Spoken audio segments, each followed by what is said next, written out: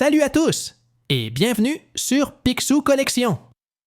Aujourd'hui, on se retrouve pour une nouvelle aventure dans le monde fascinant de la jeunesse de Picsou. Préparez-vous à plonger dans une histoire captivante, pleine de suspense, d'action et d'émotion. Alors, installez-vous confortablement, abonnez-vous à la chaîne si ce n'est pas déjà fait et activez la cloche pour ne manquer aucune de nos prochaines vidéos. Si vous souhaitez lire les aventures de la jeunesse de Picsou, vous pouvez vous procurer les livres aux éditions Glénat en cliquant sur le lien dans la description de cette vidéo. Avant de commencer ce nouvel épisode, faisons un petit retour en arrière pour nous remémorer les moments forts de l'épisode précédent. Entre 1909 et 1930, Picsou parcourt le monde pour faire des affaires et construire son empire économique.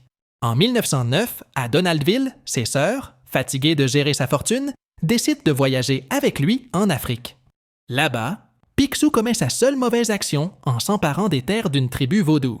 Elles retournent à Donaldville, tandis que Picsou continue ses aventures à travers le monde. En 1930, Picsou revient enfin à Donaldville, mais il est devenu très avare et grincheux. Ses sœurs organisent une fête pour son retour, mais il n'y prête aucune attention.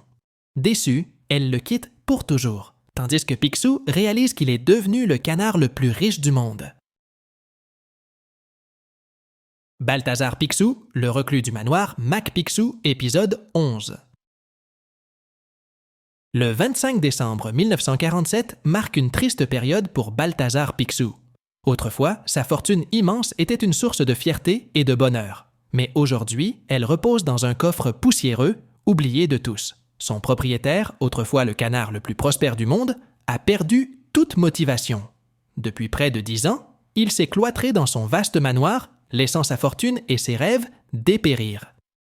Seul dans son immense demeure, Picsou est envahi par la mélancolie. Une boule de Noël dans la main, il se remémore des souvenirs passés. Ses yeux s'emplissent de tristesse, tandis qu'il murmure le nom d'une vieille amie, Goldie. Pendant ce temps, ailleurs dans le monde, un documentaire captivant est diffusé à la télévision, intitulé « Le monde en marche ».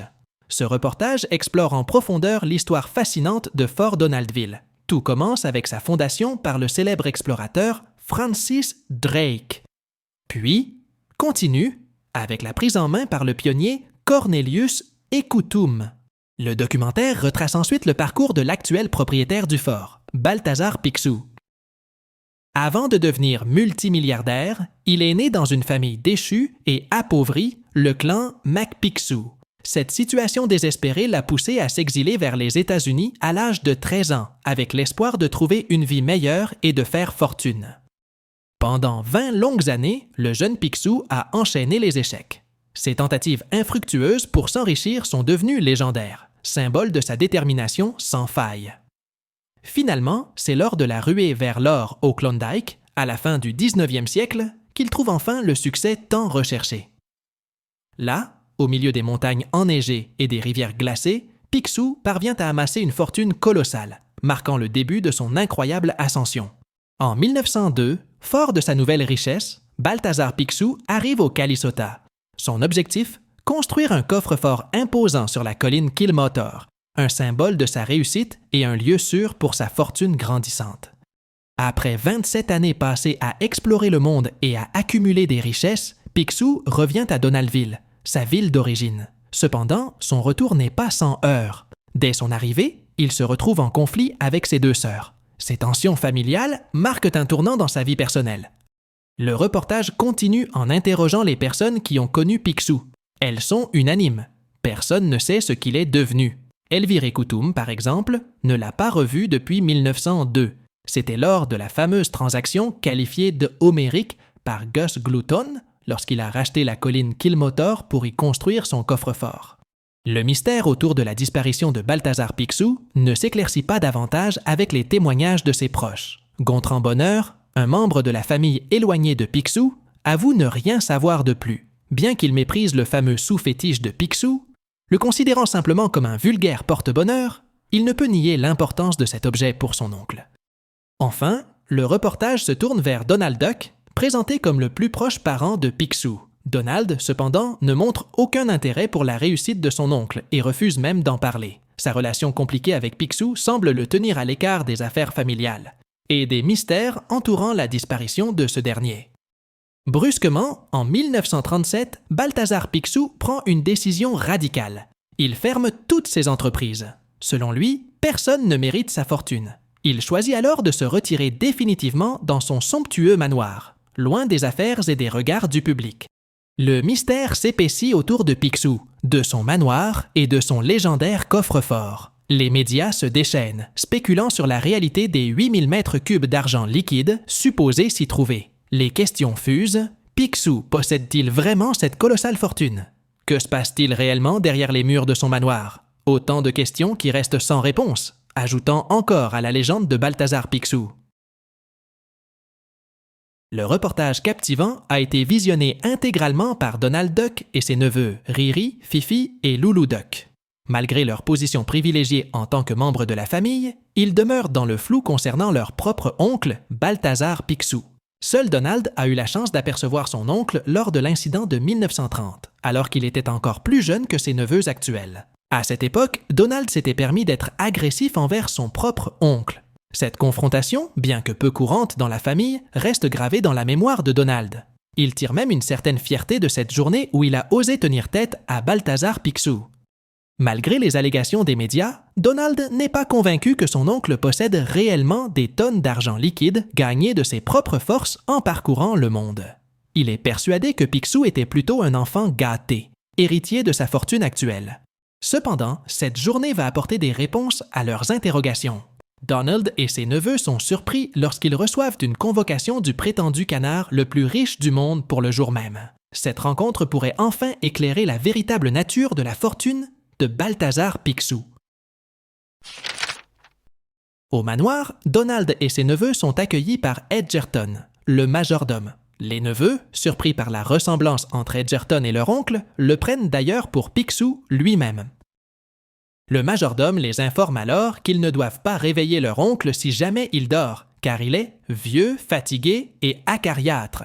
Il les guide alors à travers les dédales du manoir, dévoilant des pièces somptueusement décorées et des couloirs ornés de riches tapisseries.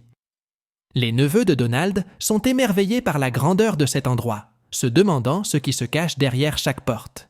Ils arrivent enfin dans une salle spectaculaire où sont exposés des trésors du monde entier, des statues antiques, des œuvres d'art rares, des bijoux étincelants. Les yeux des neveux brillent devant tant de richesses accumulées. Pourtant, Donald reste sceptique. Pour lui, ce ne sont que des babioles que Picsou a ramenées de ses voyages luxueux. Donald ouvre la porte et les 4 neveux voient tous un Picsou parlant seul dans un élan de nostalgie en train de se remémorer Swapislik et de dire « C'est non, déguerpissez !» comme à son habitude. Les yeux écarquillés, Donald et ses neveux restent figés devant la scène étrange qui se déroule devant eux. Balthazar Picsou semble perdu dans ses pensées, murmurant des mots du passé avec une intensité émouvante. Pourtant, sa voix se durcit soudainement, reprenant son ton autoritaire habituel, alors qu'il chasse mentalement un fantôme du passé. Picsou, encore ensommeillé, scrute ses invités avec une confusion évidente. Son regard passe rapidement sur chacun d'eux, s'arrêtant brièvement sur Donald avant de glisser vers les neveux. Il ne semble pas les reconnaître au premier abord, mais un éclair de reconnaissance traverse ses yeux lorsqu'il entend son propre nom prononcé. « Ah oui, j'étais mal réveillé !» s'exclame-t-il soudain, son visage s'illuminant d'une lueur de compréhension. Puis, avec un sourire espiègle, il adresse à l'un des neveux « Toi, le jeune héros qui a dormi avec des ours !» faisant référence à une aventure récente dont il a entendu parler. Mais ce moment léger laisse rapidement place à quelque chose de plus sérieux. Picsou se redresse, se tenant debout avec une dignité presque royale. Il semble soudain bien plus éveillé, son regard devenant perçant alors qu'il prend la parole d'un ton solennel. « Je suis le frère de ta mère, ton oncle, Balthazar Picsou. » Les petits-neveux de Picsou se retrouvent face à leur grand-oncle pour la première fois de leur vie et s'engagent alors dans une conversation rapide, empreinte d'une curiosité palpable et d'une certaine admiration pour la légende vivante qu'ils ont devant eux. Il leur confie qu'il n'a jamais réellement eu l'opportunité de vivre son enfance, son parcours étant jalonné d'épreuves et d'obligations qui l'ont empêché de profiter pleinement de cette période de la vie. De plus, il évoque avec une certaine tristesse le fait qu'il n'a pas eu l'occasion de tisser des liens solides avec sa propre famille. Les souvenirs de son passé familial semblent lointains, presque évanouis, laissant place à une certaine nostalgie mêlée de mélancolie. Riri, Fifi et Loulou, émus par les confidences de leur grand-oncle, partagent intensément ce sentiment de connexion familiale retrouvée. Dans un élan spontané de tendresse et de gratitude, ils décident de lui offrir un câlin chaleureux, exprimant ainsi leur affection et leur attachement naissant. Cependant, la réaction de Picsou est tout autre. Habitué à se méfier des motivations des autres dans le monde des affaires, il interprète ce geste de manière cynique. Au lieu d'y voir une simple démonstration d'amour familial, il perçoit ce geste comme une tentative de manipulation pour influencer son jugement dans le cadre de l'héritage. Dans son habituelle insensibilité, il refuse de laisser les émotions brouiller son jugement et cherche plutôt à évaluer la véritable valeur de ses neveux, non pas en termes d'affection, mais en termes de compétences et de mérite pour hériter de son empire financier. Donald, troublé par les révélations sur la fortune de son oncle, est submergé par un mélange de confusion et de colère. Il en vient à croire que toute la richesse de Picsou n'existe que depuis l'achat du somptueux manoir, remettant ainsi en question l'authenticité de son empire financier. Cette remise en cause le plonge dans une rage similaire à celle qu'il a souvent vue chez sa mère. Picsou, observant la réaction de Donald avec une certaine ironie, fait la comparaison entre la colère de Donald et celle de sa propre mère, reconnaissant en lui une réaction familière à la remise en question de sa fortune.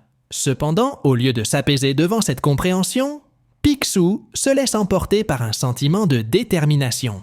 Il voit dans cette situation l'occasion parfaite de donner une leçon à la génération de paresseux que représentent ses 4 neveux. Après cet échange agité, la famille se dirige d'un pas déterminé vers le coffre-fort légendaire de Picsou.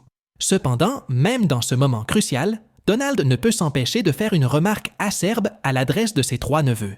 Il souligne avec ironie que le portrait de Picsou au Klondike, qui orne fièrement les murs du manoir, est en réalité un faux. Cette révélation surprend les neveux et irrite profondément Picsou, qui se sent de plus en plus agacé par les provocations de Donald. En route vers leur destination, emmenés par James, Donald et les autres membres de la famille aperçoivent avec surprise que malgré le blizzard persistant, un nombre inhabituel de personnes déguisées en Père Noël sillonnent les rues, distribuant de la charité. Cette scène touchante ne manque pas d'attirer l'attention de Donald, qui est intrigué par cet élan de générosité en cette période festive. Contrairement à Donald, cette vision n'attendrit ni n'intrigue Picsou.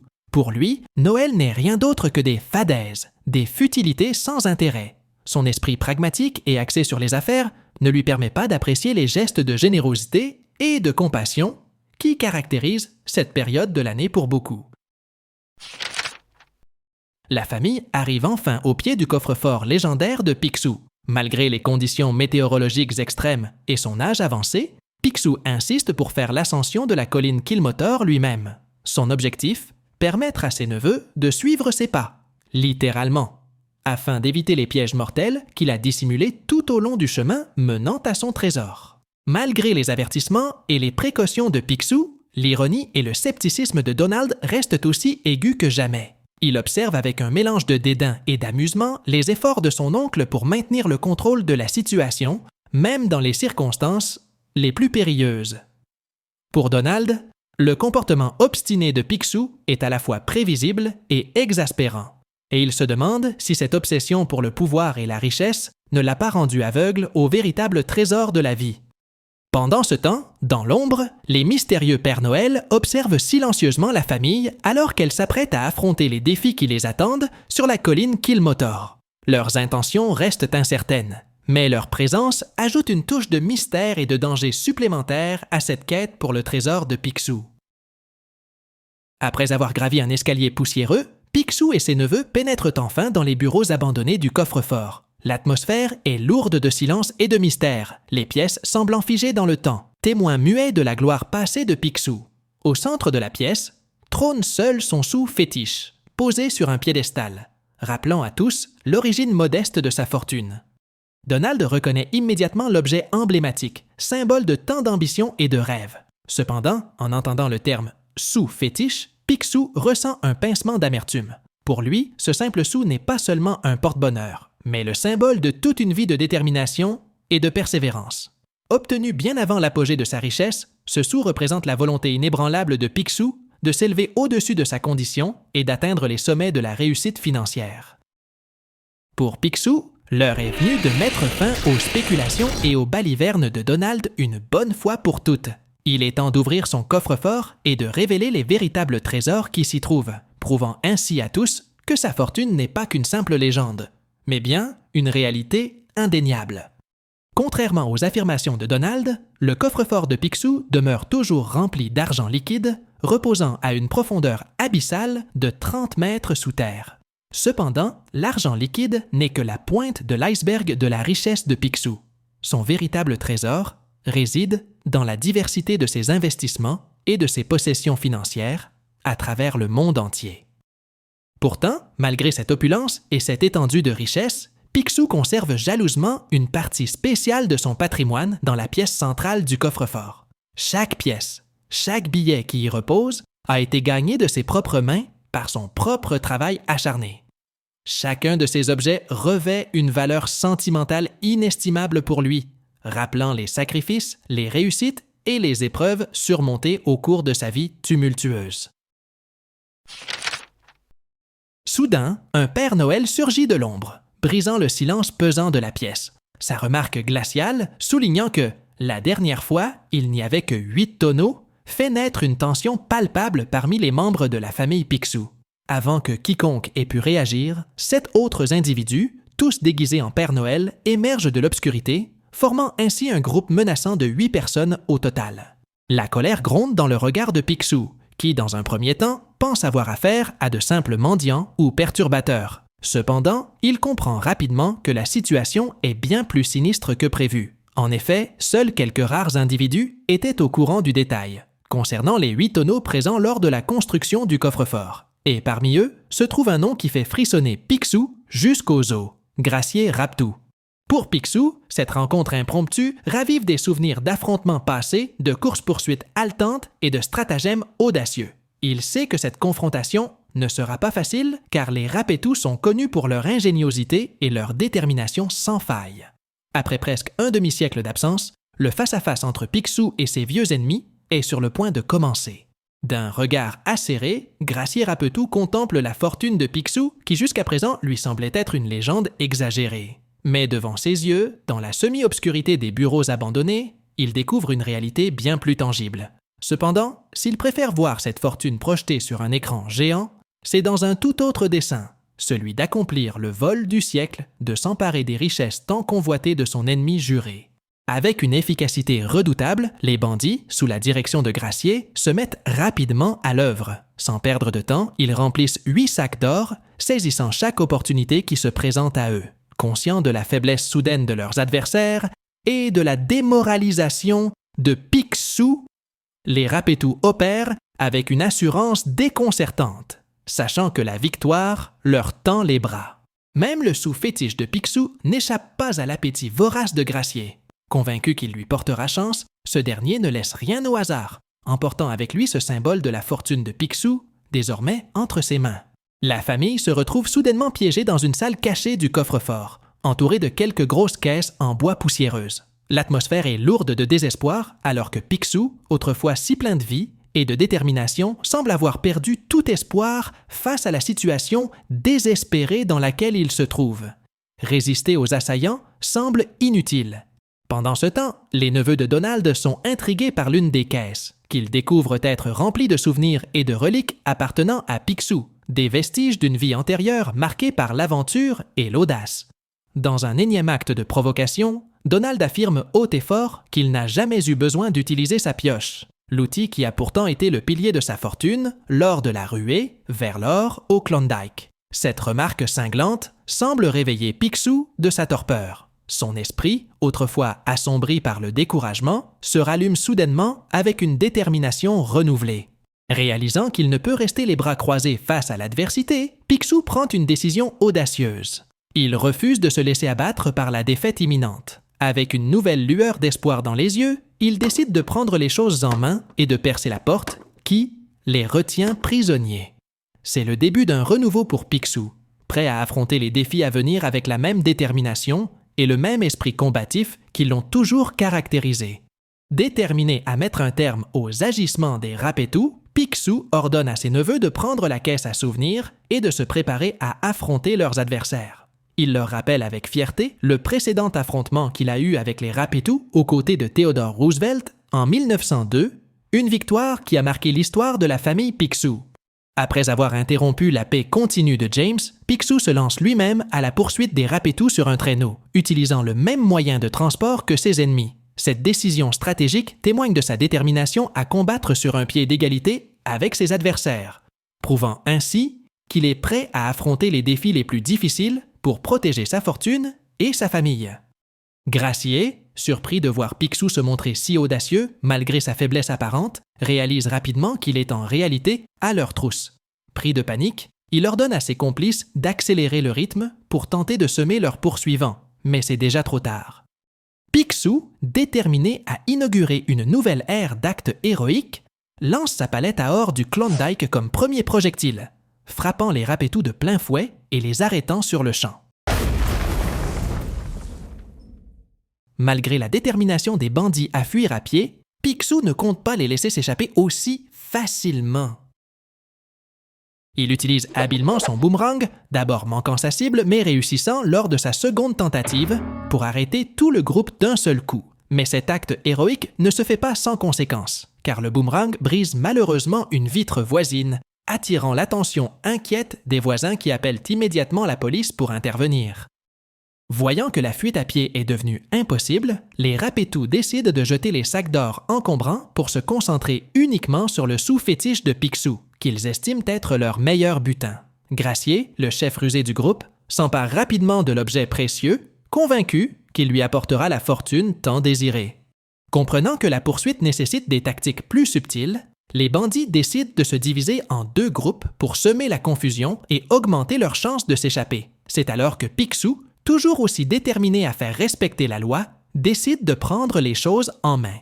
Sans hésitation, Picsou se lance à l'attaque du premier groupe de 3 bandits avec son fidèle lasso, utilisant son habileté légendaire pour capturer les criminels un par un. Son intervention rapide et efficace permet de neutraliser une partie de la menace avant même l'arrivée imminente de la police.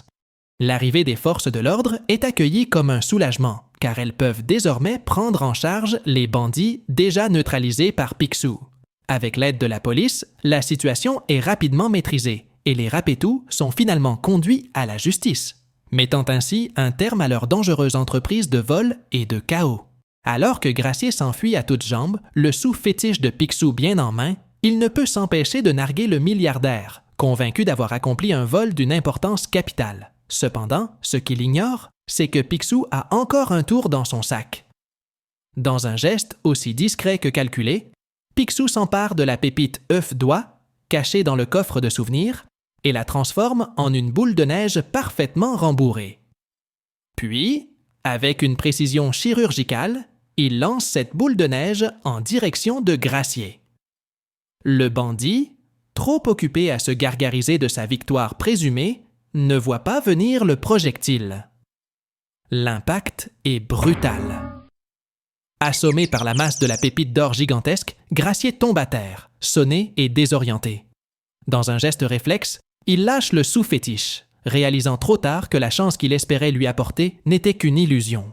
Le sou, finalement rendu à son propriétaire légitime, n'aura pas porté bonheur à son voleur, mais plutôt sa malédiction. Tandis que les Rapetou sont capturés par les autorités, Picsou, bien que satisfait de cette victoire, sait que ce n'est qu'une bataille de gagner dans sa lutte éternelle contre le crime et l'injustice. Ainsi, la poussière retombe sur les aventures tumultueuses qui ont marqué cette journée mouvementée. Après avoir accompli des exploits dignes des légendes, Picsou ressent soudainement le poids de ses années sur ses épaules fatiguées. Dans un élan de résignation, il se replie sur lui-même, convaincu que sa vie a atteint son crépuscule, ses meilleures années désormais derrière lui. Riri, Fifi et Loulou, observant leur oncle dans cet état de désillusion, décident de jouer un rôle subtil dans cette scène d'introspection. Ils feignent la compassion, affirmant que Picsou a gaspillé sa vie en aventures inutiles et que le monde moderne ne réserve plus de place pour les mystères et les exploits. Leur discours cinglant vise à réveiller l'âme d'aventuriers qui sommeillent encore en leur oncle. Ces paroles incisives parviennent à piquer l'orgueil de Picsou, réveillant en lui une rage étouffée depuis trop longtemps. Il réalise soudain qu'il n'a pas encore épuisé toutes les possibilités offertes par la vie, qu'il lui reste encore des rêves à réaliser, des mystères à percer et une fortune à protéger des nombreux dangers qui menacent de l'engloutir. La réaction de Picsou, bien que brusque, témoigne de son refus obstiné d'abandonner. Il refuse de se laisser enfermer dans une existence terne et dépourvue d'aventure. Cette révélation ébranle même Donald, qui ne s'attendait pas à voir son oncle se rebeller de la sorte. Mais Picsou, bien loin de suivre les normes établies, affirme son autorité en donnant à Donald un coup de pied retentissant.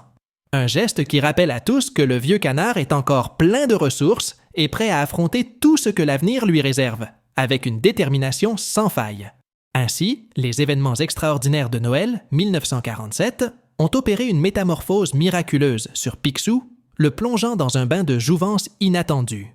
Animé par un nouvel élan de jeunesse, il décide de prendre des décisions radicales pour marquer ce nouveau chapitre de sa vie qui s'annonce empli de promesses et d'aventures. Convaincu que le manoir Picsou représente un chapitre révolu de son existence, Picsou annonce son intention de le vendre, symbolisant ainsi sa volonté de tourner la page sur son passé statique et de se lancer à corps perdu dans les défis à venir. Il se sent revivre, comme s'il avait 20 ans d'aventure qui l'attendaient encore, une perspective excitante qu'il compte bien exploiter au maximum. C'est grâce à l'intervention de Riri, Fifi et Loulou, les architectes de cette renaissance, que Picsou trouve la force et le courage d'embrasser ce renouveau avec enthousiasme. Il leur promet généreusement de les récompenser en les emmenant avec lui dans ses futures escapades, reconnaissant leur rôle crucial dans ce tournant décisif de sa vie.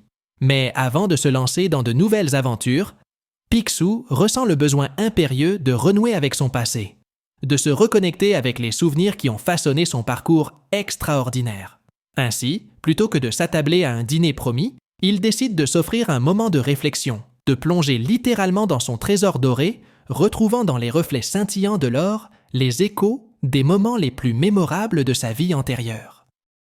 Alors que Donald, toujours sceptique quant à la vie aventureuse de son oncle, exprime son sentiment de gâchis, Picsou se laisse emporter par les souvenirs qui affluent, se remémorant avec émotion les hauts et les bas de son incroyable existence. Et tandis qu'il se prépare à entreprendre une nouvelle étape de son voyage, il sait que les souvenirs de son passé seront toujours présents, prêts à le guider vers de nouveaux horizons de découverte et d'aventure. Merci d'avoir suivi cette passionnante histoire avec nous. Et n'oubliez jamais, les plus grandes aventures commencent souvent là où l'on s'y attend le moins. Avant de nous séparer, n'oublions pas de noter dans nos agendas que la semaine prochaine, nous plongerons à nouveau dans les mystères et les aventures de la jeunesse de Picsou avec une série d'épisodes spéciaux. Nous aurons ainsi l'occasion de découvrir de nouveaux secrets, de suivre de nouvelles péripéties et de nous laisser emporter, une fois de plus, par le charme intemporel de ces histoires captivantes. Restez donc à l'affût et ne manquez pas cette nouvelle série d'épisodes qui promet de nous réserver bien des surprises et des émotions. En attendant, prenez soin de vous et continuez à explorer le monde avec la curiosité et l'audace de notre cher Picsou. À la semaine prochaine pour de nouvelles aventures palpitantes. N'oubliez pas de vous abonner et d'activer la cloche pour être notifié dès la sortie du prochain épisode. N'hésitez pas à laisser vos commentaires pour partager vos impressions et vos théories. Et n'oubliez pas de partager la vidéo avec vos amis et votre famille pour leur faire découvrir les incroyables aventures de Balthazar Picsou. Suivez-nous également sur Instagram, @PicsouCollection, pour découvrir en exclusivité des contenus sur nos héros préférés.